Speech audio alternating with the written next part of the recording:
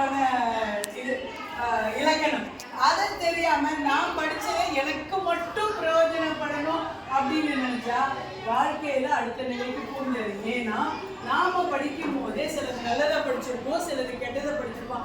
4 பேர்கிட்ட அந்த விஷயங்களை பகிர்ந்து கொள்ளும் போதுதான் நம்ம என்ன ஆகும், எப்படி ஆகும், நாம சரியான பாதையில செல்றோமா அப்படின்றதுக்கு நாம அவங்க கிட்ட இருந்து தான் தெரிஞ்சுக்க முடியும்.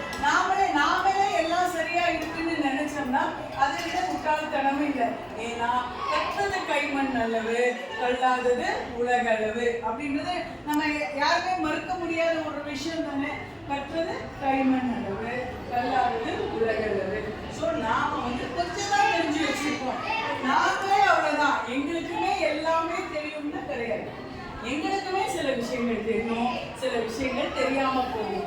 அதனால இதனுடைய சிறப்பு என்ன அப்படின்னு பார்த்தீங்கன்னா, நாம் அறிந்து தெரிந்த நல்ல விஷயங்களை பிறரிடம் பகிர்வும் போதுதான் நமக்கு என்ன பண்ணும், நம்மளுடைய நாலேஜ் அங்கே என்ரிச் ஆகும். நம்ம சொல்லிக் கொடுக்க தான் நாம் ஒரு விஷயத்துல என்ன பண்ணுவோம், மேன்மைப்படுவோம். இப்போ நாங்களாம் டீச்சர்ஸ் இல்லையா, நாங்கள் டெய்லி உங்களுக்கு சொல்லிக் கொடுக்க அந்த பாடம் எங்களுக்கு எப்படி இருக்கும், அத்துப்படியாக இருக்கு இல்லையா. அதே மாதிரி தான் ஒவ்வொரு விஷயங்களும் செயல்பாட்டில் இருக்கு. ஓகேவா? ஸோ வெல் டிசிப்ளின்டா என்னவா இருக்கணும், you have to lead this year and then followed by 1 more year. Attendance is very compulsory. Everybody should be there in the campus. And ஏன் எனக்கு கதவு பார்க்க முடியல, அப்போ என் அம்மாட்ட போய் சொல்லணும்.